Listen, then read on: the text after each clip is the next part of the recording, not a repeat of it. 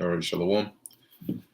First and foremost, I want to give all praises, honor, and glory to Yahweh, Bahasham Yahushai, Bahasham Racha Kodash.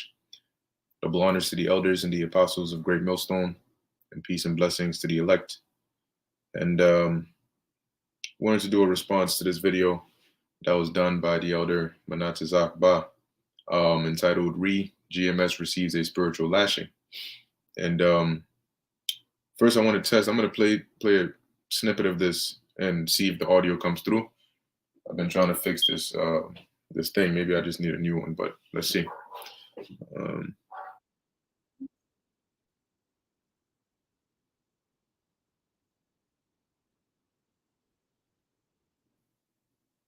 right. So yeah, it doesn't seem like the audio is coming through.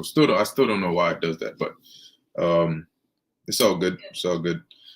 Anyway, the point is, I linked the video to this live stream that he did in the description box, so you can access it over there. But there are a few points that were brought out concerning the name of the Lord, and that's pretty much what I'm going to deal with. Brothers have done videos already addressing,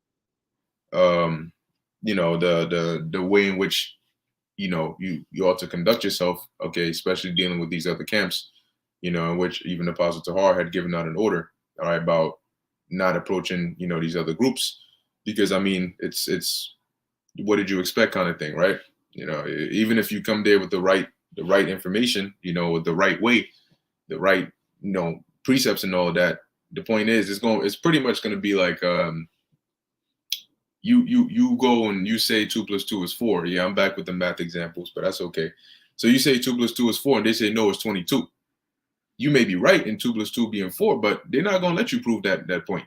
They're gonna talk over you. Oh no, if you write 2 and you write another 2 next to it, what is that? 22. What are you talking about? You know what I mean? So pretty much that's how it's gonna go, right? And that's why you save yourself the headache and all of that, because perception is deception, right? So however they push this to the people's perception, that's how it's gonna kind of come off. But anyway, the point is, we're going to deal with the part about the name, right? So now, first they brought out this precept here in the book of Nehemiah, the 9th chapter and the 10th verse, and pretty much their argument or their case was that when it mentions the name of the Lord, it's not talking about his actual name, but rather it's referring on to his reputation, in essence, right? The things that he did, the what he is known for, okay, or the actual individual, but not his name.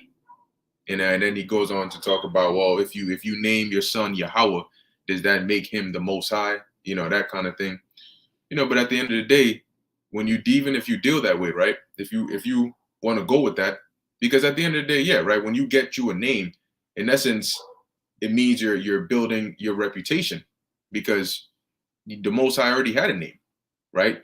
But it means his name was going to be put out there based on the things that he did. However, you can't call on a reputation. Like the elder made the point in this video, you cannot call on a reputation, right?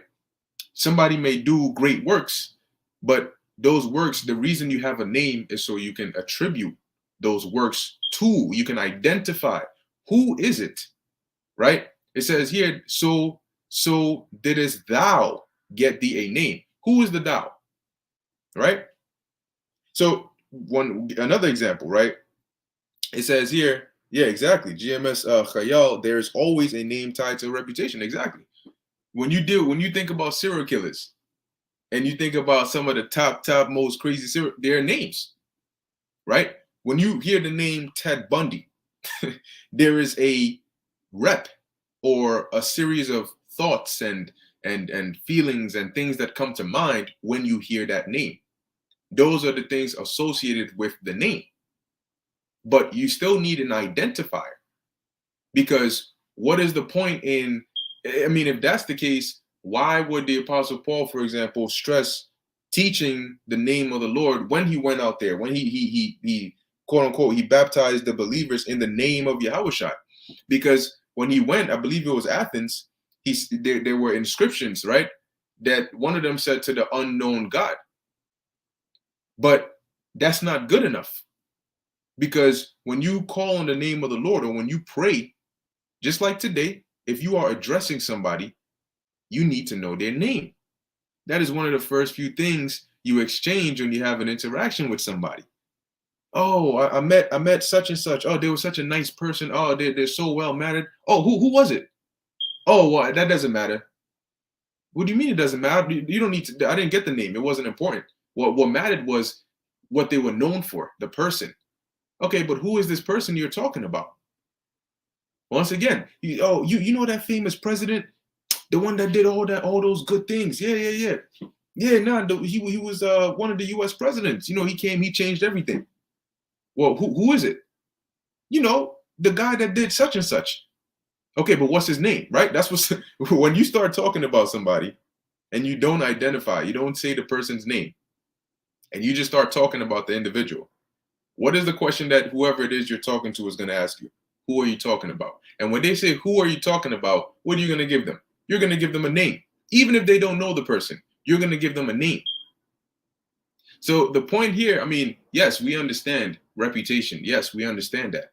But they try to downplay the significance of having the actual name of Yahweh Ba'ashem Yahushai and calling upon it. So first, let's read Nehemiah 9 and 10, because no matter what you do or how you try to go around it, you cannot diminish the importance of knowing and calling upon the name of Yahweh Ba'ashem Yahushai. That is how you attribute his works to him. That's how you give him glory. He said, my glory will I not give to another. So, and if the name, if you just refer to him by his reputation, why do you call him Christ? Isn't that a name that you're attributing to that reputation? So why Christ? Why Jesus? Why not to the unknown God? Why not the man who did the being who did such and such? Exactly. So Nehemiah 9 and 10, it says, and shewed signs and wonders upon Pharaoh and on all his servants and on all the people of his land, for thou knewest that they dealt proudly against them. So didst thou get thee a name as it is this day. All right. And in essence, what happened when Yahweh, okay, through, Yahweh Shai and ultimately through Moses and Aaron, right, performed those miracles and then did all the things he did upon Egypt, his fame went out. Okay. The God of Israel, his fame went out and his name went out there, because prior to that, like even when you go back to the time of Abraham, they knew about the God that flooded the whole world, the almighty power, right? But what is the name of the almighty power? When the Lord came to Moses and he told him, do such and such and then go back to Egypt and go and deliver my people, what did Moses ask him? Okay, what did Moses asked him? Oh Lord, when I come, matter of fact, let's get that real quick. Let me see, maybe I gotta put it in all caps. There's a whole bunch of precepts on here. Let's see what we get. I think it was Exodus, what's that, 3rd chapter? But anyway, there we go. So Exodus chapter 3, and we can start at verse, verse 11. It says, and Moses said unto God, who am I that I should go unto Pharaoh, and that I should bring forth the children of Israel out of Egypt? And he said, certainly I will be with thee, and this shall be a token unto thee, that I have sent thee. When thou hast brought forth the people out of Egypt, ye shall serve God upon this mountain. And Moses said unto God, behold, when I am come unto the children of Israel, and shall say unto them, the God of your fathers hath sent me unto you, and they shall say to me, what is his name? What shall I say unto them? So at this point, when what Moses is saying to the Lord, is Moses concerned that they're going to ask about the reputation? Or is he concerned that they're going to ask about what is the name of this God that you are telling us? Because guess what? At this time, you had other gods, which really they were idols, but in the minds of the people at the time, you had people that would come in the name of their gods. The Egyptians came in the name of their different gods. Okay? Even today, you have people that come in the name of different gods. So when Moses was to come to them, he knew that, hey, all right, I'm going to come and say all these things about you. The God of your fathers, he did this. He came to me over here. He came to me over there. But the underlying thing is that they're going to ask me, well, what's the name of this God that you're telling us about? This God that sent you. Who is he? What's his name? And in this sense, they're asking for an actual name so that they can what? Identify. How do you identify what God you are praying to, what God you're calling on, what God you come in the name of? How does somebody know when you're referring to the God you worship, you're not talking about Baal or Molech? How do you differentiate between them? Because they have names. So when you hear Baal, or when you hear Molech, oh, that's the God of such and such. When you hear Dagon, you say, oh, that's the fish god. Why don't they just keep it at the fish god? Why do they attribute a name Dagon to the fish god? Right? Come on. It says, what shall I say unto them? And God said unto Moses, when you read 14 and 15 on down, we've gone into many breakdowns on that. In essence, that's where you get Yahweh from, right? Because that's what when you read on down, that's what the Most High told Moses to tell them, right? Moreover, this is what you're going to go tell them. The Lord, when you look up the word Lord there in all capitals, in the Hebrew, it's Yahweh. There you go. So the Lord actually gave Moses an actual name, not just a rep. He got him a rep, but he gave Moses a name, something you pronounce that makes a sound that when somebody hears it, they think of that reputation. But the reputation cannot stand alone. It has to be attributed to something or someone. Okay? You have character traits. A character trait is a trait of a character. If you don't have a character, you can't have a character trait. When you think about fire, if somebody yells, say you're in the airport, somebody says, bomb, there's a bomb. What are people's reactions? Oh, they start scattering because they heard bomb. And when they heard bomb, they thought of everything else. They thought of explosion. They thought of fire. They thought of danger. They thought of death. So they ran. That's why we have names to identify things, names to encapsulate things that are associated with that. So it's not good enough to just say, oh, it's just talking about the actual person. Yeah, we know nobody is going to have the seed of Yahushua, or nobody's going to actually be the Most High, but the Most High. But what is the name of the Most High? That still doesn't take away from the fact that he has a name. Just like you have a name. When you were born, you were given a name. On your birth certificate, there's a name written there. Why is there a name written on your birth certificate? Because how are they going to tell you apart from all the other babies, all the other individuals? If you say you in class or you at work, you go to orientation, and then they call on everybody, and the second they call you, no, nope, don't call me nothing. Just refer to me by my rep. They're gonna look at you like, like what's going on? Now another point that was brought out, which was really at the starting point, was the Hebrew. Right. And then you had the individual basically saying, oh, if you go, we lost the Hebrew. Nobody has the ancient Hebrew and yada, yada. Now, we're not telling you that you have to go and learn how to speak 100% fluent Hebrew. I mean, all your conversations got to be in the Lashing Kodash. Obviously, no, that's not what we're saying. However, when you deal with subjects like the name of the Lord, because the argument that he was bringing was that when you go to tell somebody, oh, stop committing adultery, or stop worshiping this, or stop doing that, are you going to say it in English, or are you going to say it in Hebrew? Well, obviously, we're going to say it in English because that's the language you speak, right? But now, when you are speaking about somebody and you're dealing with a name, names are proper nouns. You don't translate that in essence, right? You keep it as it is, meaning if you are, and we've used this example numerous times, if you are speaking about, I don't know, the Chinese president, I'm speaking English right now. But whenever I refer to the Chinese president, right, I'm going to say something like, oh, did you know that the Chinese president is going to be meeting with Putin on such and such? And I can also say, oh, the president of China, Xi Jinping, is going to be meeting with yada yada yada yada. That's in essence, that's whatever language they speak in, right? The Chinese tongue, the Moabite tongue, but his name is in the Moabite tongue, but you keep it as is. When you're listening to, if you turn on the news on like a foreign country, they're speaking, I don't know, even like Mandarin, or they're speaking like Sinhala, or they're speaking some Hindu language or whatever. And if you look at the headline, and if you can make up, maybe they'll put a picture of like Donald Trump, or they'll put a picture of like Biden, and then you'll hear them speaking in whatever language they're speaking in.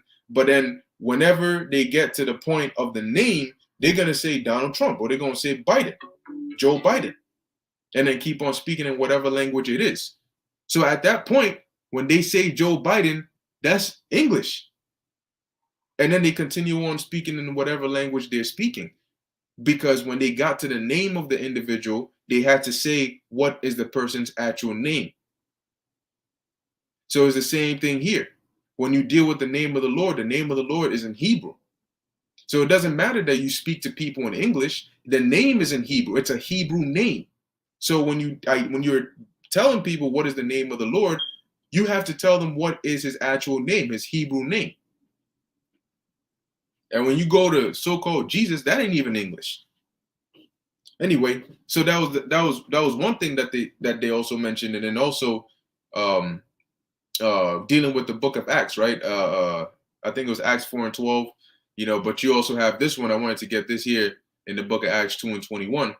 Although before I get that, I got a few precepts here. Before I get that, when you pull up name in the online etymology dictionary, right?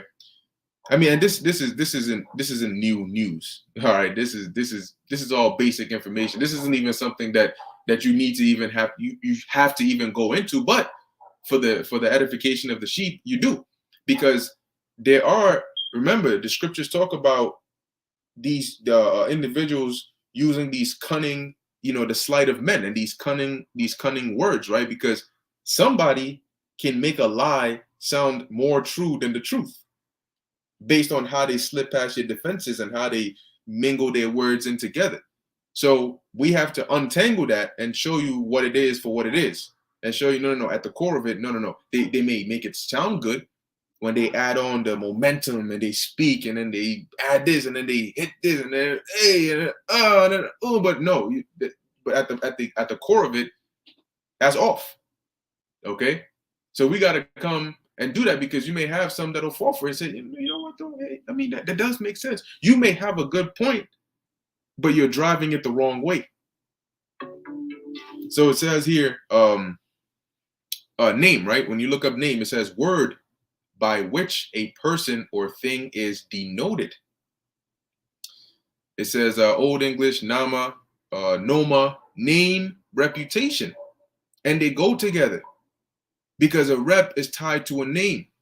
That's how you attribute that rep to an individual. So when somebody gets them a name, what they're doing is they are increasing their reputation, or they're doing something that they will be remembered for. But how do we remember them? We think about their works, but whose works are these? Right? Oh my gosh, something terrible happened. Who did this? I mean, we know what they did. We know what the reputation is, but whose reputation is it? Who did this good deed or this bad deed? Who did it? And that's why you need to have an identifier, a name. Okay? You see, it says in the name of. It says used in invocations. And that's why the scriptures tell you not to make mention of the names of other gods. Why is that? Because when you invoke, when you say a name, like even when you deal with like spirits or certain rituals, these left hand priests and whatnot, they have to say certain chants, and then they have to like repeat a name a certain amount of times, or such and such, to invoke that spirit. And they actually have to use a name. Okay, so it says used in invocations, because when you say that name, immediately you think of something. For example, you may know somebody, maybe like your childhood best friend, his name was Alex, right? And then, something happened, maybe he died or something like that, right? And then years down the line, you a grown up now, and then you come across somebody and you meet them for the first time. Maybe you're working at a new job or whatever it is, and you meet somebody and you introduce yourself. Oh, yeah, nice to meet you. Oh, I'm Nick. I'm such and such. And then they tell you, oh, nice to meet you. I'm Alex. When they say Alex, obviously they're referring to themselves. But when you hear the name Alex, you're gonna remember. Oh, you may even. Oh, wow! I had a friend called Alex. Because the second you hear the name, instantly there's someone or something that's gonna come to mind that the name is associated with. Maybe an Alex that you knew, or something of that sort, right? Like even when if you meet somebody that has the same name as like a famous celebrity, then what you'll do is if they, for example, Idris Elba, right? Like they may say, oh, well, what's your name or what's your last name? They'll say Alba, and you say, oh, Alba, like Idris Elba. So what are you doing there? You're referring back to this individual who's famous because he has the same name. So the name made you think of, oh, like the famous actor or like the famous such and such, right? Same thing. He said, oh, what if I can call my son Yahweh. I can name my son Yahweh. Does that make him the Most High, the God of Israel? No, it doesn't. But when you say Yahweh, we're not going to think of your son. We're going to think of the Most High, right?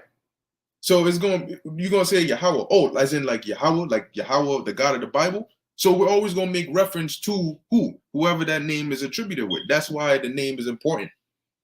Okay, if it wasn't important, the Most High what would be the point in him giving us his name? Anyway, the point that I wanted to make with this precept is Sirach 39, verse. I'm going to start at verse 7. It says, and this is dealing with one that gives his mind to the law of the Lord, right? A righteous individual. It says, he shall direct his counsel in knowledge, and in his secrets shall he meditate.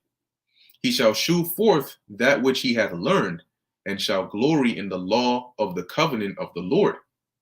Many shall commend his understanding, and so long as the world endureth, it shall not be blotted out. His memorial shall not depart away, and his name shall live from generation to generation. Because of what? The works and the things that are attributed to that name. But it's still important that he has a name. Right now, when you hear King Solomon, you think about Israel. You think about the king of Israel. You think about the fact that he had 1,000 women. You think about the fact that he was one of the wisest. He was the wisest king at his time. Put it like that, right? You think about all the things that he did. You'll think about the Book of Kings. You think about how he was the son of David. You think about how, if you can receive it, that was Yahushua.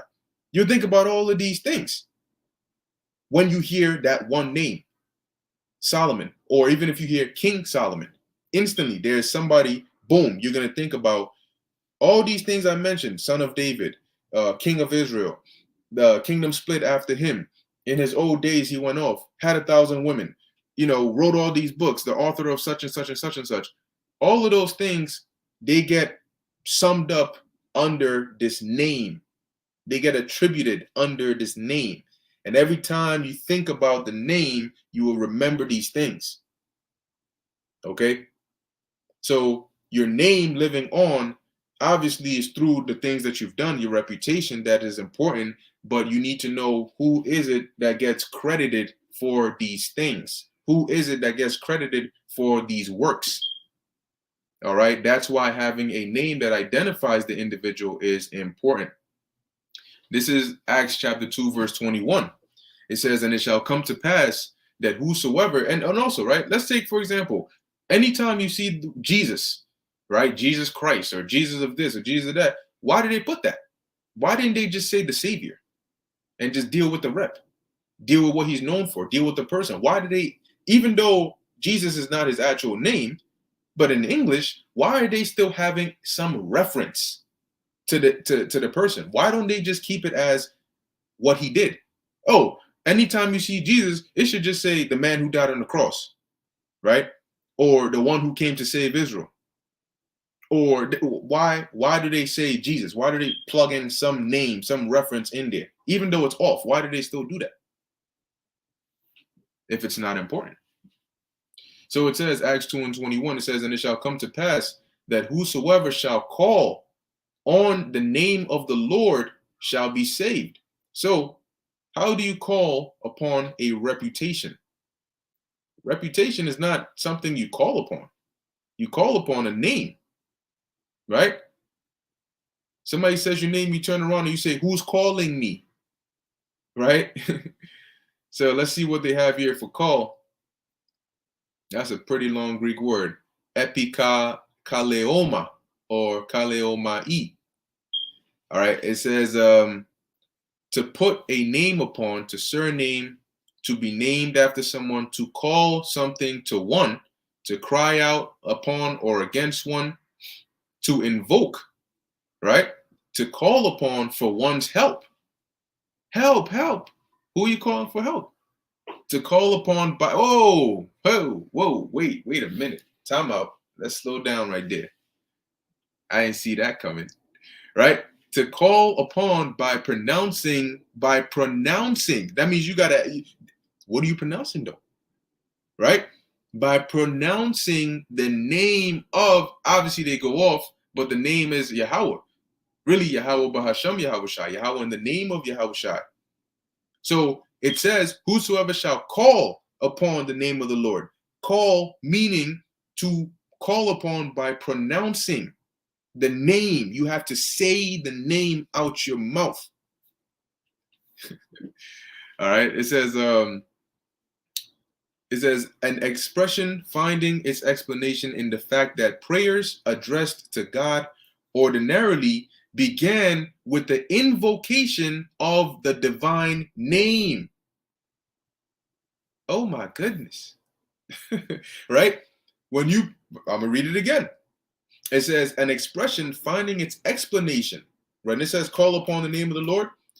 Explanation in the fact that prayers addressed to God ordinarily began with an invocation of the divine name. So when you are praying, addressing it to Yahweh Ba'ashem Yahweh Shai, you begin your prayer by invoking the name Yahweh Ba'ashem Yahweh Shai.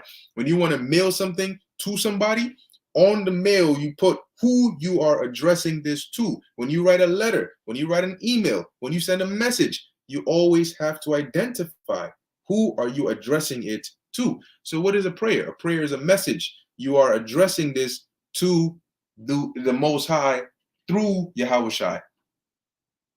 So how are we supposed to correctly pray to the Most High? How are we supposed to call on the Most High, which means we have to actually pronounce his name? And then he says, do this, but I'm not going to give you the name. And then says, I'm not the author of confusion. Does that make sense? No, it does not.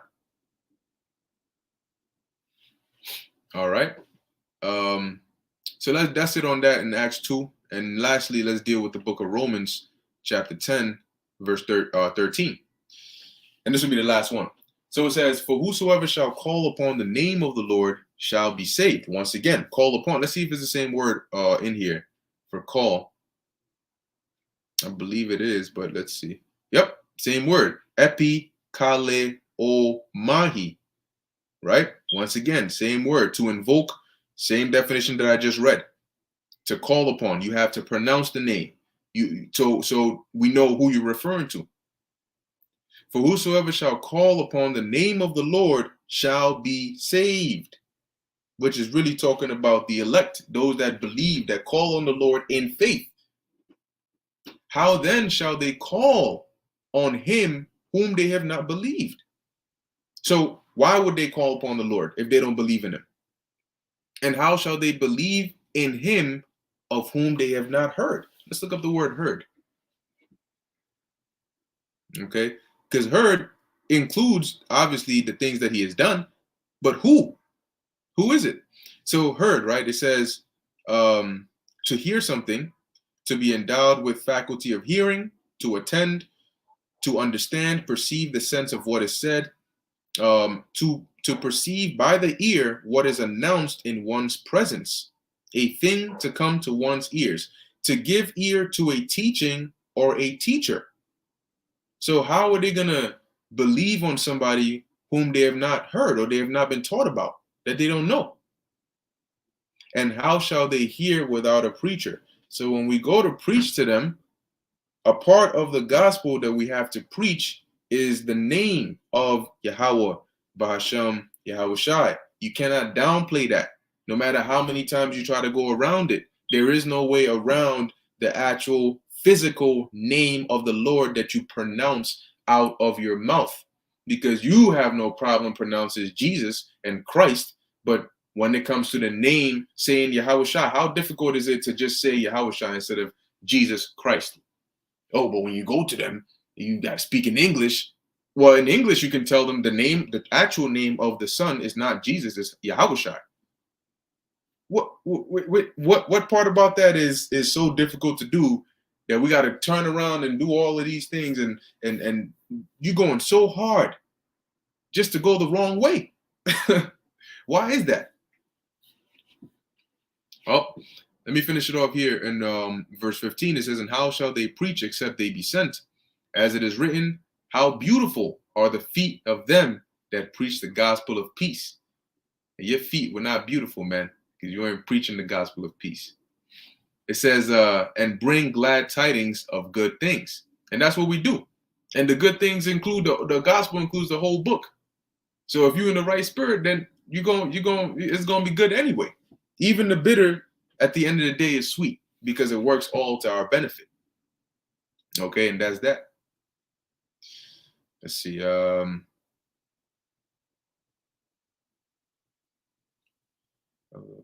Yep, there you go. This is Azarel Yehuda.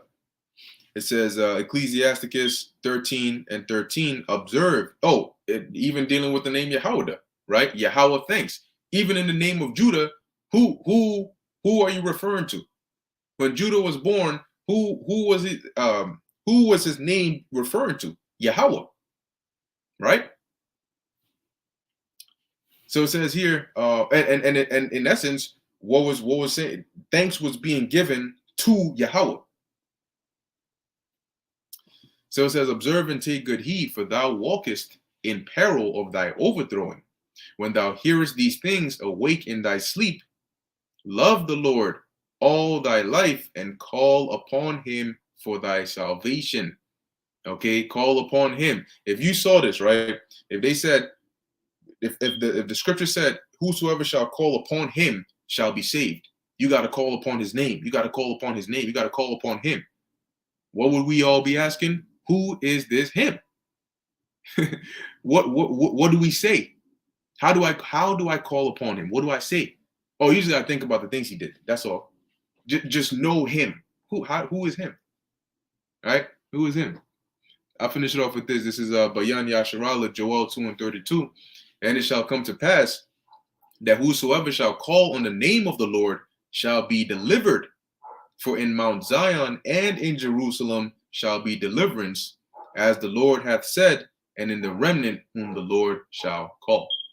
And that's pretty much it. So Lord willing, that was edifying to the elect. In closing, I want to give all praises, honor, and glory to Yahweh, Bahasham, Yahweh Shai, Bahasham, Recha Kodash. Until next time, Shalom.